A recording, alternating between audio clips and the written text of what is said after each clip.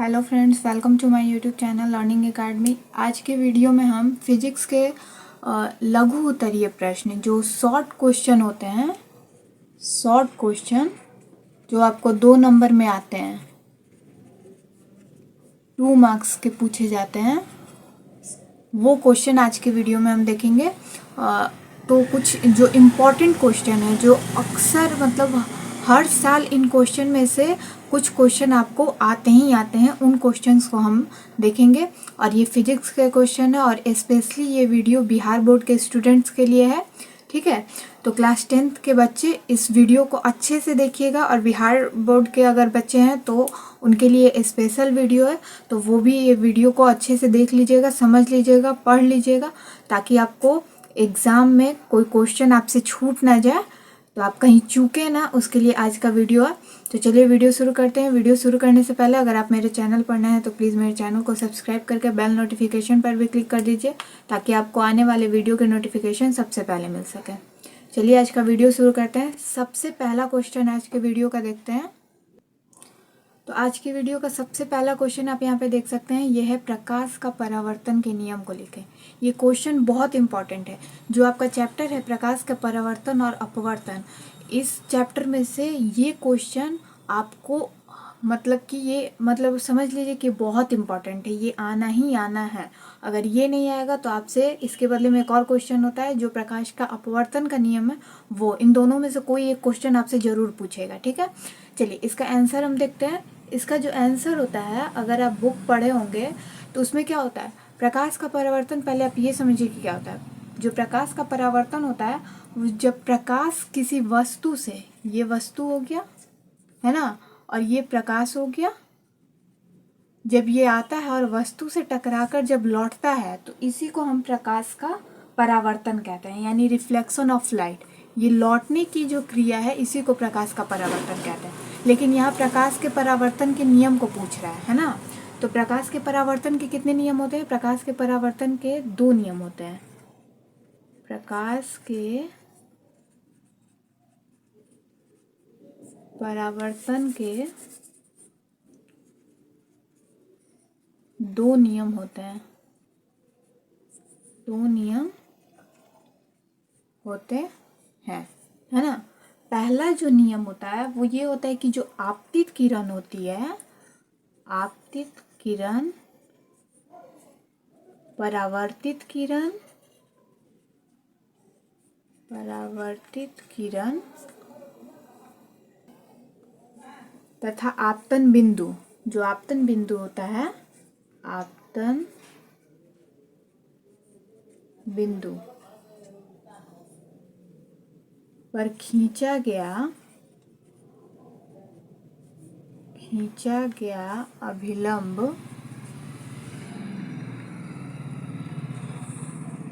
तीनों एक ही समतल में होते हैं। तीनों एक ही समतल में होते हैं, है ना। ये पहला इसका पॉइंट है। ठीक है, इसको आप कैसे मतलब कि दर्शाइएगा, इसको अगर आपको दर्शाना होगा तो वो कैसे दर्शाइएगा, ये आपके बुक में होगा, अगर नहीं है तो हम वो भी आपको बता देते हैं। ये देखिए, यही है आपका परावर्तन का नियम। ये एक समतल दर्पण है, ठीक है। ये आपका आपतित किरण हो गया, ठीक है, आपतित किरण, ये परावर्तित किरण, ठीक है। और जिस पॉइंट पे ये पड़ रहा है, आपतित किरण जिस पॉइंट पे पड़ रहा है, ये आपका आपतन बिंदु हो गया। ये आपका आपतन बिंदु हो गया, यानी कि जो आपतित किरण जिस पॉइंट पे पड़कर लौटती है वो आपका आपतन बिंदु होता है ना। और ये जो आपका सामने वाला आप जो लाइन देख रहे हैं, तो एक हो गया इसमें आपतन कोण और एक हो गया आपका परावर्तन कोण, है ना। आपतन कोण I और परावर्तन कोण R। तो यहाँ पे होता है I बराबर R, है ना। ये आपका हो गया आपतन कोण और ये हो गया परावर्तन कोण, ठीक है। तो यहाँ आपको परावर्तन के, प्रकाश के परावर्तन के 2 नियम लिखने हैं। तो पहला नियम तो आप समझ लिए, अब दूसरा नियम हम देखते हैं। तो यहाँ पे आपको दूसरा नियम दिख रहा है। दूसरा जो नियम होता है कि आपतन कोण परावर्तन कोण के बराबर होता है। अभी आपने पहले जो नियम हमने आपको बताया, जो इसका पहला नियम है, उसमें आपको हमने आपतन कोण और परावर्तन कोण बताया। तो ये जो आपतन कोण है और ये जो परावर्तन कोण है, ये दोनों हमेशा बराबर होता है। ठीक है, तो प्रकाश के परावर्तन के यही दो नियम होते हैं। ठीक है, चलिए अब जो अगर आप चाहें तो ये जो फिगर है आप ये भी बनाकर एग्ज़ाम में इसको आप दर्शा सकते हैं, तो ये आपका आंसर का जो फुल मार्क्स है आपको ज़रूर मिलेगा, क्योंकि अगर आप फिगर बता देंगे, दिखा देंगे वहाँ पे बनाकर, तो ये क्लियर हो जाएगा। नियम के साथ साथ आप फिगर भी बना दीजिएगा। ठीक है, अब बढ़ते हैं आगे। सेकंड क्वेश्चन जो है उसको देखते हैं। सेकंड जो क्वेश्चन है वो है प्रकाश के अपवर्तन के नियम को लिखें। अभी हमने आपको बताया था कि ये जो प्रकाश के परावर्तन और अपवर्तन वाला चैप्टर है, उस चैप्टर में से या तो आपको प्रकाश के अपवर्तन का क्वेश्चन पूछ सकता है या प्रकाश के परावर्तन का। तो आपको दोनों क्वेश्चन को याद कर लेना है, उसका जो आंसर है उसको आपको देख लेना है, याद कर लेना है। ठीक है, चलिए इसका जो आंसर होता है उसको हम देखते हैं। तो प्रकाश के अपवर्तन के भी दो ही नियम होते हैं। ठीक है, और यहाँ पे आपको पहला नियम दिख रहा है। पहला नियम है कि आपतित किरण आपतन बिंदु पर जो अभिलंब होता है और अपवर्तित किरण, ये तीनों एक ही समतल में होते हैं। ठीक है, यानी कि जो आपतित किरण होती है, आपतन बिंदु पर जो अभिलंब होता है और अपवर्तित किरण, तीनों एक ही समतल में होता है। जो समतल होता है वो एक ही, ये तीनों जो है आपतित किरण, आपतन बिंदु और अभिलंब आपतन बिंदु और अपवर्तित किरण, ये जो तीनों हैं वो एक ही समतल में होता है। ठीक है, अब दूसरा जो नियम है उसको देखते हैं हम। तो फ्रेंड्स, जो इस नियम प्रकाश के अपवर्तन का जो दूसरा नियम है वो ये कहता है कि किन्हीं दो माध्यमों और प्रकाश के किसी विशेष वर्ण के लिए आपतन कोण की ज्या और अपवर्तन कोण की ज्या का अनुपात एक नियतांक होता है। ठीक है, यहाँ पे जो ज्या है यानी कि इसको हम साइन कहते हैं। ठीक है, इसको हम साइन कहते हैं। तो साइन आई और साइन आर, यानी साइन आई बटा साइन आर बराबर एक नियतांक। ठीक है, आपतन कोण की ज्या और अपवर्तन कोण की ज्या। आपतन कोण की ज्या यानी कि साइन आई और अपवर्तन कोण की ज्या यानी कि साइन आर बराबर एक नियतांक। तो ये होता है प्रकाश के अपवर्तन का दूसरा नियम। तो सेकंड क्वेश्चन भी हमने देख लिया। इसमें जो आपका नियम है प्रकाश के अपवर्तन के नियम को लिखें, तो इसमें दो नियम था, दोनों नियम हमने आपको बता दिया है। चलिए अब बढ़ते हैं आगे और थर्ड नंबर क्वेश्चन देखते हैं।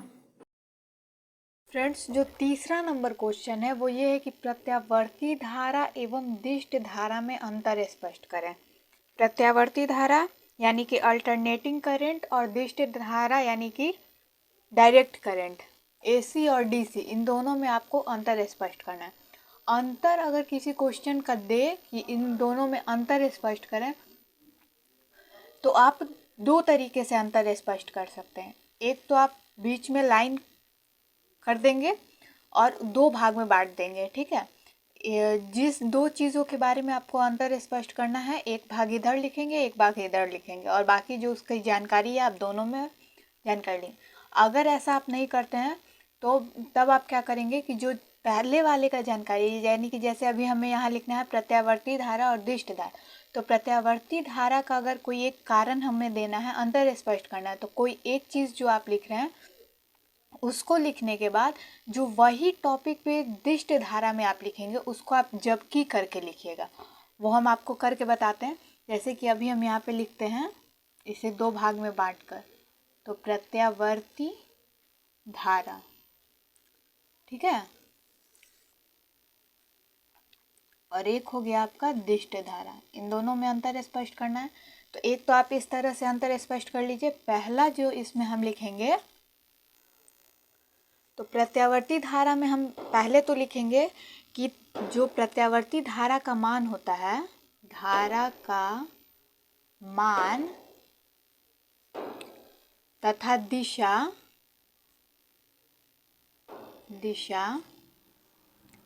समय के साथ दोनों बदलता है। समय के साथ दोनों बदलता है। ठीक है, और दिष्ट धारा में क्या होता है, केवल धारा का मान बदलता है, अर्थात यानी दिष्ट धारा एक ही दिशा में बहती है। है ना। दिष्ट धारा जो है वो हमेशा एक दिशा में जो है वो बहती है, लेकिन इसमें केवल जो धारा का मान है वो बदल जाता है, और इसमें धारा और दिशा दोनों का मतलब समय के साथ दोनों चेंज हो जाता है। तो यहाँ पे हम इसमें भी लिख देते हैं कि केवल धारा का मान बदलता है, अर्थात दिष्ट धारा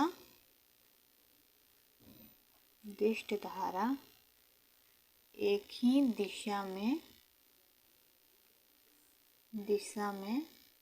बहती है। दिष्ट धारा में दिशा नहीं चेंज होता है, सिर्फ धारा जो है उसका मान बदल जाता है, लेकिन प्रत्यावर्ती धारा में धारा और दिशा दोनों चेंज हो जाता है समय के साथ। ठीक है, अब देखिए जैसा कि हमने आपको बताया कि दो तरह से आप अंतर लिख सकते हैं। एक तो आप दो भाग में बांट कर लिख दीजिए। एक तरीका जो है उसमें आप क्या करिएगा कि आप लिखिएगा प्रत्यावर्ती धारा का मान तथा दिशा समय के साथ दोनों बदलता है ना। प्रत्यावर्ती धारा करके और फिर आप लिख दीजिएगा, और उसके बाद आप लिखिएगा जबकि, और जबकि जो है वो आप नीचे लिखेंगे। ठीक है, जैसे आप ये लिख दिए और उसके बाद आप लिखेंगे जबकि दिष्ट धारा में केवल धारा का मान बदलता है, अर्थात दिष्ट धारा एक ही दिशा में बहती है। बस आपको कुछ नहीं करना है। अगर आप दो भाग में बांट कर नहीं लिखना चाहते हैं तो आप जबकि से क्या हो गया, उसमें अंतर हो गया, तो उस दोनों का मान आप बता दीजिएगा। चलिए इसमें हम दूसरा अंतर क्या होता है इन दोनों में वो देख लेते हैं। दूसरा जो होता है इसमें अंतर कि प्रत्यावर्ती धारा को आसानी से उत्पन्न किया जा सकता है। प्रत्यावर्ती धारा को आसानी से उत्पन्न किया जा सकता है, आसानी से उत्पन्न किया जा सकता है, जबकि जो दिष्ट धारा होता है इसे उत्पन्न करने में कठिनाई होती है। दिष्ट धारा उत्पन्न करने में कठिनाई होती है,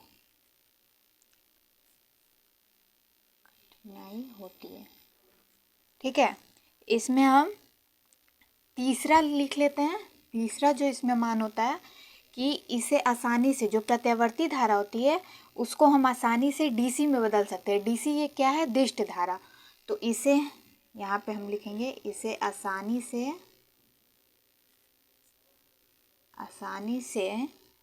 डीसी में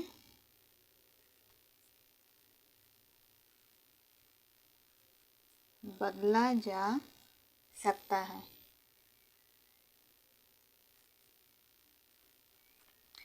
जबकि इसमें क्या होता है, इसको एसी में बदलने में काफ़ी कठिनाई होती है। ठीक है, जो दिष्ट धारा होता है इसको एसी में बदलने में काफ़ी कठिनाई होती है। तो हम इसे लिखेंगे, इसे एसी में बदलने में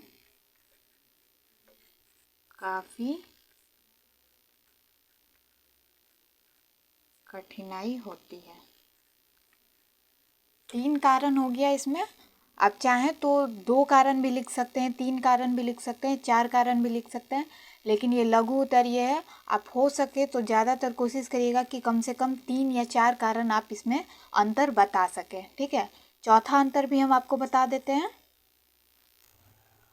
4 नंबर आप अंतर देख सकते हैं। 4 नंबर में आप ये अंतर लिख सकते हैं कि ये डीसी की अपेक्षा अधिक घातक होता है और ये एसी की अपेक्षा कम घातक होता है।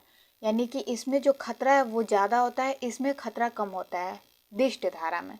ठीक है, तो ये 4 अंतर था जिसमें हमने आपको बता दिया प्रत्यावर्ती धारा और दिष्ट धारा में। और आप चाहें तो ये भी हमने आपको बता दिया है कि किस तरह से आप अंतर लिख सकते हैं। आप चाहें तो 2 भागों में बांट कर भी लिख सकते हैं जिनमें अंतर बताने को कहा जा रहा है, या फिर आप जबकि लिख करके दोनों का जो आप आंसर देना चाहते हैं अंतर को लिख सकते हैं। ठीक है, तो 3rd नंबर क्वेश्चन भी हो गया हमारा। 4 नंबर क्वेश्चन देखते हैं।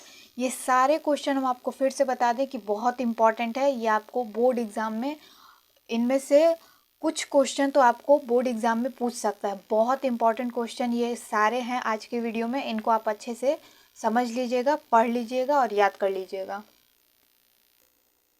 तो फ्रेंड्स 4 नंबर जो क्वेश्चन है वो है स्नेल का नियम क्या है। स्नेल का जो नियम है ये हमने पढ़ लिया है। कब पढ़ा है तो वो भी हम आपको बता देते हैं। जो प्रकाश का अपवर्तन का नियम जो है उसमें जो दूसरा नियम है उसी को स्नेल का नियम कहा जाता है।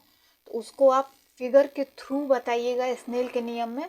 चलिए इसका आंसर हम देखते हैं तो आपको क्लियर हो जाएगा। तो फ्रेंड्स यहाँ पे हमने वो नियम लिख दिया है जो स्नेल का नियम है।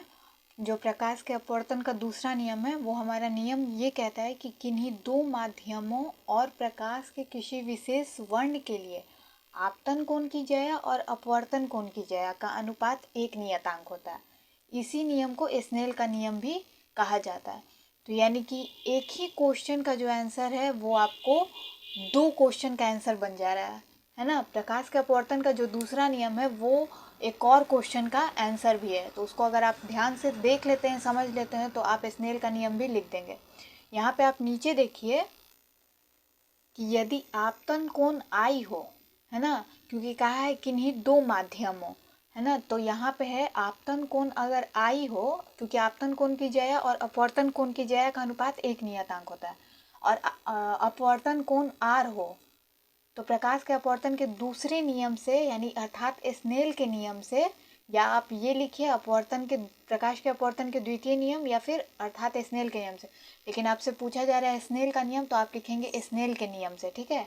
तो साइन आई बटा साइन आर, साइन क्या है आपतन कोण की ज्या, ज्या क्या होता है, ज्या हमें साइन से इसको लिखना होता है। तो साइन हो गया हमारा आई, क्योंकि आपतन कोण की ज्या क्या है आई है, तो साइन आई बटा साइन आर, अपवर्तन कोण की ज्या आर, तो साइन आर इक्वल टू यहाँ पे ऊपर अभी हमने पढ़ा कि दोनों की ज्या का अनुपात जो होता है वो एक नियतांक होता है। तो ये हमारा एक नियतांक हो गया। अगर आप इसका फिगर बनाना चाहते हैं तो फिगर हमने आपको प्रकाश के अपवर्तन का जो नियम है वहाँ पे बता दिया है, तो आप वो फिगर आप यहाँ पे बना लीजिएगा, ठीक है। फिगर इसमें ज़रूर बनाइएगा, वो बहुत इंपॉर्टेंट है। हमने आपको बार बार कहा है कि फिगर के बिना कोई भी क्वेश्चन का आंसर कोशिश करिएगा कि ना दिया जाए, क्योंकि फिगर से आपको जो क्वेश्चन का आंसर होता है उसको वो स्पष्ट हो जाता है और आपको मार्क्स भी फुल मिलता है। तो कोशिश करिएगा फिगर आप अवश्य बनाएं। चलिए आगे बढ़ते हैं और 5 नंबर क्वेश्चन देखते हैं। फ्रेंड्स जो 5 नंबर क्वेश्चन है वो है कि सूर्योदय एवं सूर्यास्त के समय सूर्य रफ्ताभ क्यों प्रतीत होता है। ये क्वेश्चन बहुत इंपॉर्टेंट है। जिस चैप्टर का ये क्वेश्चन है, मानव नेत्र और रंग बिरंगा संसार और वायुमंडलीय अपवर्तन, ये जो चैप्टर आपके बुक में है इस चैप्टर को आप अच्छे से पढ़ लीजिएगा, क्योंकि इस चैप्टर के बहुत सारे इंपॉर्टेंट क्वेश्चन हैं। और इस चैप्टर के जितने भी इम्पॉर्टेंट क्वेश्चन हैं इस चैप्टर के, जो मानव नेत्र रंग बिरंगा संसार, अगर आप NCERT बुक से पढ़ रहे हैं तो उसमें आपको ये चैप्टर मिलेगा, या फिर वर्ण विक्षेपण और वायुमंडलीय अपवर्तन, जो भी चैप्टर है, ये जो चैप्टर है आपका फिजिक्स का, इस चैप्टर को आप कोशिश करिएगा कि अच्छे से आप देख लीजिएगा। इस चैप्टर के जितने भी इम्पॉर्टेंट क्वेश्चन हैं, VVI क्वेश्चन है, वो क्वेश्चन का ऑलरेडी वीडियो मैंने बना दिया है, वो मेरे चैनल पर अपलोडेड है, आप जाके वहाँ पे देख सकते हैं। अगर नहीं तो आप मेरे इस वीडियो का जो लिंक है वो आपको डिस्क्रिप्शन बॉक्स में मिल जाएगा, तो आप वहाँ से भी जाकर देख सकते हैं। इस चैप्टर के जितने भी इम्पॉर्टेंट क्वेश्चन हैं मैंने उस वीडियो में बता दिए हैं। फ़िलहाल इस वीडियो में हम बात कर रहे हैं जितने भी फिजिक्स के चैप्टर है वो सारे चैप्टर्स के इम्पॉर्टेंट क्वेश्चन को। तो उसमें एक क्वेश्चन ये भी है, ये क्वेश्चन बहुत इंपॉर्टेंट है, तो इसको हम एक फिगर के थ्रू समझते हैं, फिर उसके बाद आप खुद से भी उसका आंसर लिख पाएंगे, ठीक है। तो फिगर हम पहले देखते हैं। फिगर क्या कहता है आप ये समझिए, जो सूर्य होता है, ठीक है, जैसे कि ये सूर्य हो गया, और जब सूर्य की किरण जब पृथ्वी पर आती है, जैसे कि अगर कोई देख रहा है, ठीक है, सूर्योदय के समय या सूर्यास्त के समय जब कोई सूर्य को देखता है तो सूर्य क्या होता है, कि वायुमंडल से होकर सूर्य की किरणें आती हैं, जो सूर्य का प्रकाश होता है वो वायुमंडल से होते हुए आता है। तो जब वायुमंडल से होते हुए आता है, यहाँ पे आप लिख लीजिए वायुमंडल, ठीक है, और ये हो गया सूर्य का प्रकाश। तो आकाश में अधिकतर कैसा रंग होता है? नीला रंग, है ना। तो जब सूर्य का प्रकाश वायुमंडल से होते हुए आता है तो वायुमंडल में बहुत सारे अधिक मतलब कण होते हैं, वायुमंडल में बहुत सारे अधिक कण होते हैं, आप मतलब कि बहुत सारे कहिए या फिर अधिक कहिए, तो जितने भी कण होते हैं उस कण से होकर सूर्य के प्रकाश को गुजरना पड़ता है। तो जब उस कण से होकर सूर्य का प्रकाश गुजरता है तो उसको बहुत दूरी तय करनी पड़ती है, और दूरी तय करने में जो नीला रंग होता है उस नीला रंग को वो प्रकीर्णित कर देता है। प्रकाश का प्रकीर्णन आपने पढ़ा होगा, नहीं पढ़ा है तो हमने आपको जैसा कि बताया, ये भी क्वेश्चन बहुत इंपॉर्टेंट है। प्रकाश का प्रकीर्णन आपको इस चैप्टर के इम्पॉर्टेंट वीडियो वाले में मतलब ये क्वेश्चन आपको मिल जाएगा, जो आपको लिंक में इसका डिस्क्रिप्शन बॉक्स में इस वीडियो का जो लिंक दिया हुआ है उसमें आपको मिल जाएगा। तो प्रकाश का प्रकीर्णन जो है वो भी इम्पॉर्टेंट है। तो जो नीला रंग होता है, सूर्य का प्रकाश जब आता है वो नीला रंग को प्रकीर्णित कर देता है। प्रकीर्णित यानी कि छितरा देता है। छितराने के बाद उसमें मेन कलर रेड बच जाता है। तो जो रेड कलर बच जाता है वही हमारे आँखों तक पहुँचता है। जो भी जीव देख रहा है सूर्य को, हम लोग देखते हैं मनुष्य जो भी देखता है वो जब भी देखता है सूर्योदय या सूर्यास्त के समय, तो उस समय उसको रेड रंग दिखता है, लाल कलर का सूर्योदय और सूर्यास्त के समय सूर्य दिखाई देता है। तो इसका आंसर यही होगा कि सूर्य का प्रकाश जब वायुमंडल से होते हुए उसको अधिक कणों से होकर गुजरना पड़ता है और उसमें जो नीला रंग होता है उसको वो प्रकीर्णित कर देता है, और उसमें प्रकीर्णित करने के बाद रेड रंग जो है वो मुख्यतः बच जाता है। तो रेड रंग बचने के बाद वही हमारी आंखों तक पहुंचता है, और इसलिए हमें सूर्योदय एवं सूर्यास्त के समय रक्ताभ प्रतीत होता है, जो सूर्य होता है। ठीक है, चलिए इसको अब हम आंसर के मतलब आंसर इसका लिख लेते हैं। इसको हमने फिगर के थ्रू आपको समझा दिया है। अगर आप समझ गए होंगे तो आप खुद से भी आंसर लिख सकते हैं, नहीं तो फिर भी हम आपको यहाँ पे आंसर लिख के बता देते हैं। फ्रेंड्स, हमने यहाँ पे आंसर लिख लिया, आप भी देख लीजिए कि वायुमंडल से होकर सूर्य के प्रकाश को अधिक दूरी तय करनी पड़ती है और इसे अधिक कणों से होकर गुजरना पड़ता है, जो मुख्यतः नीले रंग को प्रकीर्णित कर देता है। जो बचा हुआ प्रकाश हमारी आंखों तक पहुंचता है उसमें मुख्यतः लाल रंग होता है, इसलिए सूर्योदय एवं सूर्यास्त के समय सूर्य रक्ताभ प्रतीत होता है। ठीक है, तो इस आंसर को आप इस क्वेश्चन के आंसर में आप लिखिएगा। ठीक है, चलिए अब बढ़ते हैं आगे और 6 नंबर क्वेश्चन देखते हैं। फ्रेंड्स, जो हमारा नेक्स्ट क्वेश्चन है वो है कि फ्लेमिंग का वाम हस्त नियम क्या है। ये क्वेश्चन भी बहुत इंपॉर्टेंट है फिजिक्स में, मतलब कि जो एग्ज़ाम में फिजिक्स का क्वेश्चन जितने भी आते हैं उसमें ये क्वेश्चन पूछता है आपको, तो इस क्वेश्चन को भी आप ध्यान में रखिएगा। तो इसका जो आंसर होता है वो हम आपको बता देते हैं। तो फ्रेंड्स, फ्लेमिंग का वाम हस्त नियम यह बताता है कि यदि बाएं हाथ का अंगूठा यानी कि आपका जो लेफ्ट हैंड है उसका अंगूठा तर्जनी यानी कि इंडेक्स फिंगर और मध्यमा यानी कि मिडिल फिंगर परस्पर समकोणिक रखे गए हों तथा तर्जनी जो है यानी कि आपको जो बाएं हाथ है उसकी ये 3 उंगली यानी कि ये हो गया आपका थंब, ये हो गया इंडेक्स और ये हो गया आपका मध्यमा उंगली, ये 3 उंगली को आपको समकोणिक रखना है और इस तरह से रखना है कि तर्जनी जो है वो क्षेत्र की दिशा बताएगा, ये जो है आपका वो आपका क्षेत्र की दिशा बताएगा, मध्यमा जो है आपका धारा की दिशा बताएगा। ठीक है, तो ये आपका क्षेत्र बता रहा है यानी कि एरिया, ये आपका डायरेक्शन बता रहा है, और जो अंगूठा है आपका, अंगूठा क्या है, बल की दिशा, अंगूठा आपका बल की दिशा बताएगा, और ये जो है आपका लेफ्ट हैंड नियम है, फ्लेमिंग का लेफ्ट हैंड नियम है।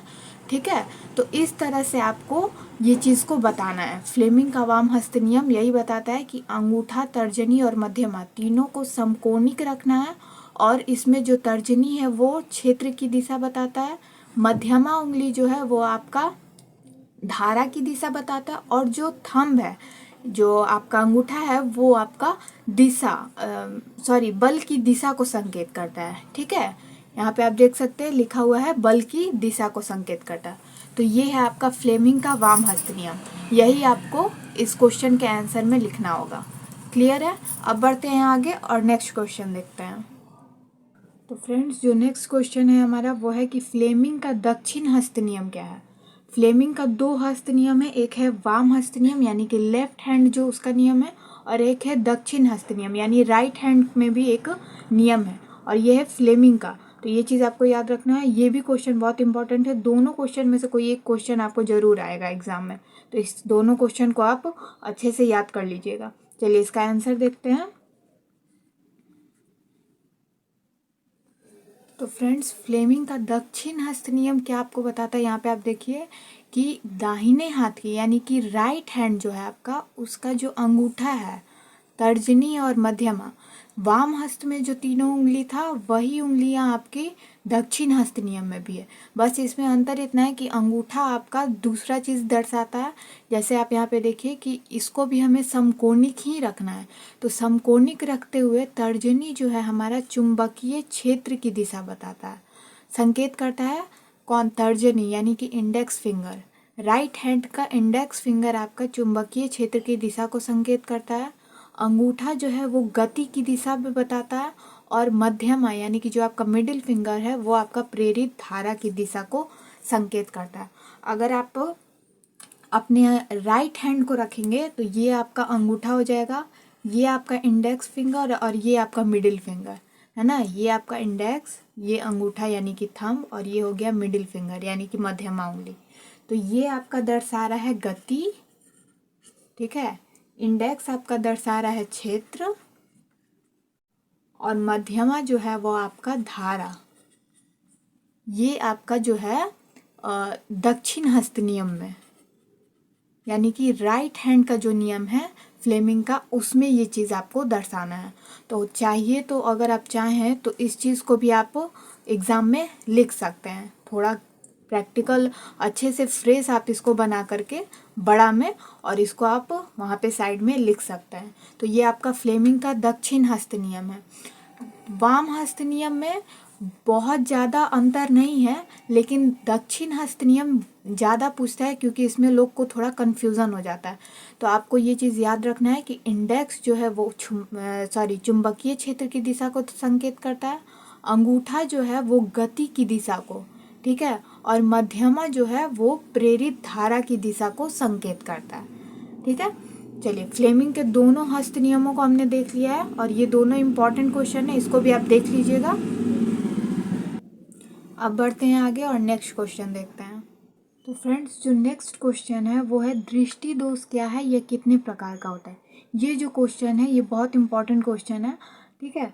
तो ये जो आपका क्वेश्चन है ये आपको शॉर्ट में भी दे सकता है, लॉन्ग में भी दे सकता है। तो इस वीडियो में तो हम शॉर्ट में बात कर रहे हैं, तो अभी हम शॉर्ट में इसका आंसर दे देते हैं। अगर आपको लॉन्ग में देखना है कि लॉन्ग में इसका आंसर क्या होगा, तो मैंने आपको बताया कि ये जिस चैप्टर का है उस चैप्टर का टोटल क्वेश्चन, जितने भी इम्पोर्टेंट क्वेश्चन है वो आपको मेरे चैनल पर उसका वीडियो ऑलरेडी से मतलब पहले से है, ऑलरेडी है, तो आप जा करके वहाँ से देख सकते हैं, या फिर आपको इस वीडियो के डिस्क्रिप्शन बॉक्स में उसका लिंक मिल जाएगा, आप उसमें भी देख सकते हैं। उसमें हमने आपको शॉर्ट फॉर्म और लॉन्ग फॉर्म दोनों तरह से बता दिया है कि इस क्वेश्चन का आंसर आप शॉर्ट और लॉन्ग दोनों में कैसे देंगे। फिलहाल इस वीडियो में हम शॉर्ट में बात कर रहे हैं, तो शॉर्ट में आपको बस इतना ही करना है कि दृष्टि दोष क्या है उसका आपको आंसर देना है कि ये क्या है और कितने प्रकार का होता है और उसका निवारण कैसे होता है। बस इतना ही आपको शॉर्ट आंसर में आपको देना है, ठीक है। चलिए उसका आंसर हम यहाँ पे लिखते हैं। तो फ्रेंड्स इसका आंसर आप यहाँ पे देखिए, पहले हमने दृष्टि दोष क्या है इसका आंसर दिया है कि नेत्र से बहुत दूर स्थित या निकट स्थित वस्तुओं का स्पष्ट प्रतिबिंब रेटिना पर बनाने की क्षमता खो देने को दृष्टि दोष कहते हैं। जो प्रतिबिंब स्पष्ट नहीं बनता है हमारे रेटिना पर, क्योंकि प्रतिबिंब जो रेटिना पर बनता है तभी हमें कोई चीज़ दिखाई देती है। तो जब नेत्र से दूर स्थित यानी कि बहुत दूर का जो दूरी होती है एक, उस दूर पे या फिर निकट की पास की जो वस्तुएं होती हैं, अगर उसका स्पष्ट यानी कि साफ साफ प्रतिबिंब रेटिना पर नहीं बनता, तब उस दोष को, जो दोष उत्पन्न होता है उसको हम दृष्टि दोष कहते हैं, ठीक है। अब जो है ये 3 प्रकार का होता है। ये कितने प्रकार का होता है? 3 प्रकार का होता है। वो कौन कौन से होते हैं उसे हम देखते हैं। तो फ्रेंड्स पहला जो दोष होता है वो होता है निकट दृष्टि दोष, ठीक है। अब इसमें ये चूंकि शॉर्ट आंसर है तो इसमें जैसा कि हमने आपको बताया कि इसमें आप निकट दृष्टि दोष में सिर्फ आप ये बताएंगे कि इसका निवारण कैसे होता है, ठीक है। तो निकट दृष्टि दोष का निवारण जो होता है, इस दोष को दूर करने के लिए अपसारी लेंस का प्रयोग किया जाता है। जो चश्मा लोग लगाता है वो अपसारी लेंस का होता है, ठीक है, या फिर उसको आप अवतल लेंस भी कह सकते हैं। दोनों में से कोई भी आप लिख सकते हैं, ठीक है। दोनों में से कोई भी आप लेंस लिख सकते हैं, दोनों एक ही होता है, ठीक। दूसरा आपको यहाँ पे दिख रहा है वो है दूर दृष्टि दोष, है ना। तो दूर दृष्टि दोष जो है इसमें आपका अभिसारी लेंस का यूज होता है। इसमें आपका अभिसारी लेंस का यूज होता है और इसको दूसरा जो इसका नाम है वो है उत्तल लेंस, ठीक है। तो अभिसारी लेंस लिखिए या फिर उत्तल लेंस लिखिए, ये दूर दृष्टि दोष को दूर करता है। निकट दृष्टि दोष को अपसारी लेंस या अवतल लेंस दूर करता है। तीसरा जो दोष है वो आपका होता है, यहाँ पे आप देख सकते हैं, जरा दूरदर्शिता। ये जो होता है अक्सर बुजुर्गों में ज़्यादा होता है। जैसा कि मैंने आपको कहा, ये ज़्यादातर उम्र बढ़ने के साथ, जब एज बढ़ने लगती है तो वृद्धावस्था में ये दोष ज़्यादा उत्पन्न होता है, ठीक है।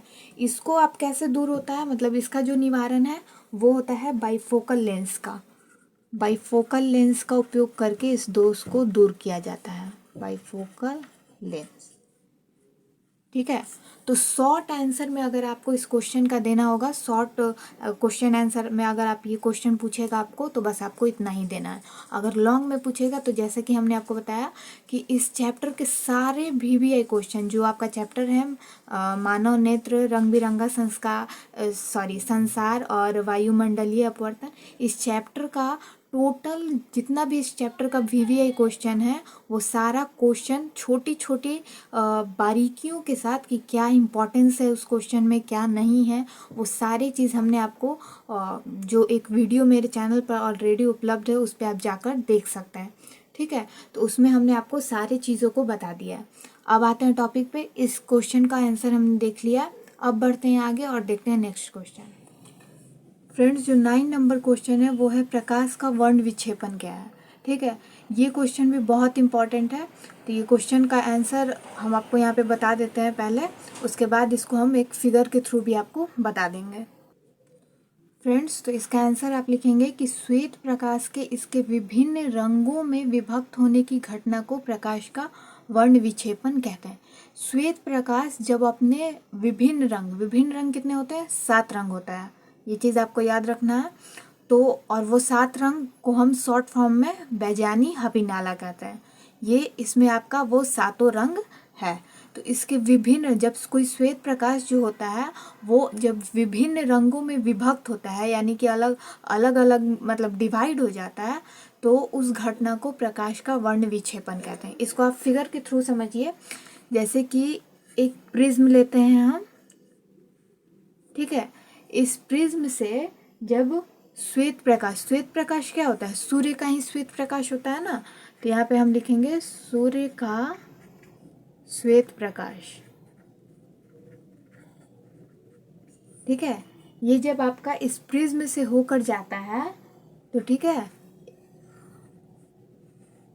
ये जो इधर विभक्त हुआ ये 7 रंग में विभक्त होता है, 4 5 6 7, ठीक है। ये हो गया। नीचे से हम लिखेंगे बैजानी हपीनाला, बैजानी हपीनाला, ठीक है। 7 ये में आपका विभक्त होता है। बैजानी यानी कि बैगनी, जामुनी, नीला, हरा, पीला, नारंगी और लाल, यही जो है आपका। और ये आपका यहाँ पे आप लिख दीजिएगा प्रिज्म। और ये जो आपका इधर यहाँ पे जो 7 रंग में विभक्त हुआ है, आप इसको लिखिएगा प्रकाश का वर्ण विक्षेपण, प्रकाश का वर्ण विक्षेपण। क्योंकि अभी अभी हमने ऊपर यही पढ़ा है है ना, कि जब श्वेत प्रकाश विभिन्न रंगों में विभक्त होता है तो इसी घटना को हम प्रकाश का वर्ण विक्षेपण कहते हैं। तो यही आपका फिगर के थ्रू भी आप इसको समझा सकते हैं। एक चीज़ हमने आपको बता दिया यहाँ पे, एक चीज़ और बता देते हैं कि कभी कभी ये क्वेश्चन आपको इस तरह से भी पूछ सकता है कि कांच के प्रिज्म से होते हुए श्वेत प्रकाश के विभिन्न रंगों में विभक्त होने की घटना को आप फिगर के थ्रू समझाइए।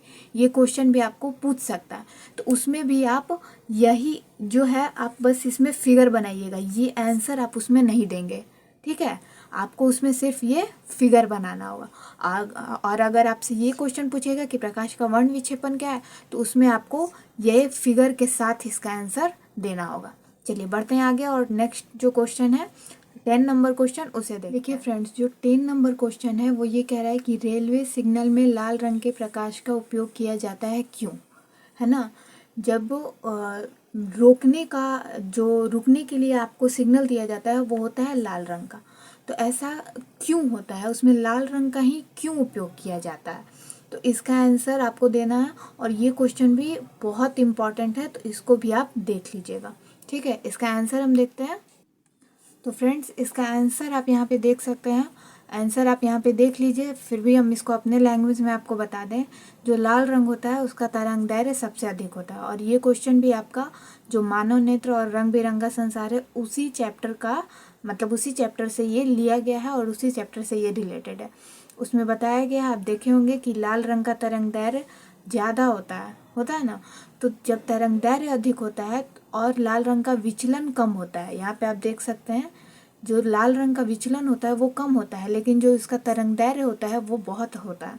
तो तरंग दैर्घ्य जब उसका अधिक है तो उसी कारण से जब ठंड में भी जब धुआं रहता है या फिर मतलब कोहरा रहता है, घना कोहरा होता है, या फिर आप कह लीजिए जब धुंध होगा यानी कि धुआं वगैरह होगा, तब भी आपको लाल रंग जो है वो साफ साफ दिखाई देता है।